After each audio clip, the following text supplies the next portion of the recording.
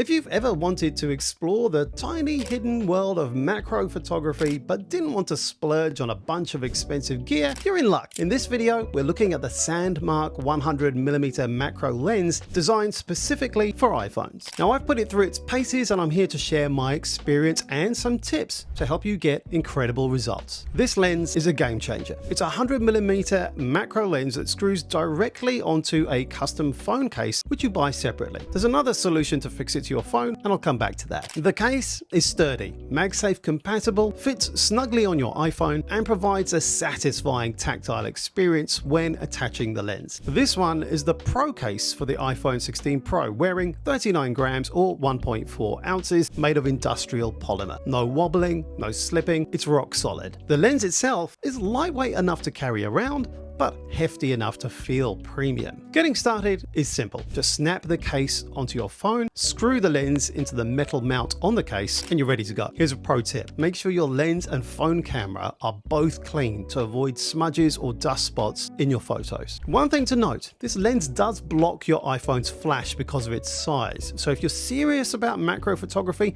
I highly recommend having a separate light source too. More on that in a moment. Okay, now that you're set up, let's talk about technique. Macro photography is all about capturing tiny details, so steady hands are crucial. If you have a mobile gimbal or tripod, you might want to use it. But unlike the Sandmarc 25mm macro lens where you have to get really close to the subject, like maybe 10 or 15 millimeters away, the 100mm lens gives you some more room, more like 50 to 60 millimeters away. It gives you more opportunity then to capture moving objects or scenes too. It's also a bit more forgiving on the shake control side of things too. But also take advantage of your iPhone's live photo mode. It lets you choose from multiple frames, which is really great for tricky subjects like insects. And don't forget about slow motion video too. With 240 frames per second and the Sandmarc lens, you can create some stunning clips. Now lighting can make or break your macro shots. Natural light is great, but if you're shooting indoors or in low light, you'll need artificial lighting. I used some LED lights to mimic a macro flash setup, and the difference was night and day. You can also use a small reflector to bounce natural light onto your subject, and if you're on a budget, even a piece of white paper can work in a pinch. Now to get the most out of this lens, tweak your camera settings. Turn off HDR to avoid blown out highlights, and lock your autofocus and exposure by tapping and holding on the subject. I also recommend slightly underexposing your shots to preserve detail. Now these small adjustments can dramatically improve your results, especially when shooting tiny reflective subjects like insects or water droplets. So when I first saw my photos on the big screen, I was perhaps a little disappointed. Some of the images lack sharpness, but that's not the lens's fault. It's the photo sensor struggling to keep up. But once I made those adjustments to my lighting and my settings, the results blew me away. For a fraction of the cost, this lens delivers serious value, especially when you compare it to traditional macro setups costing thousands of dollars. From capturing tiny textures to shooting live subjects,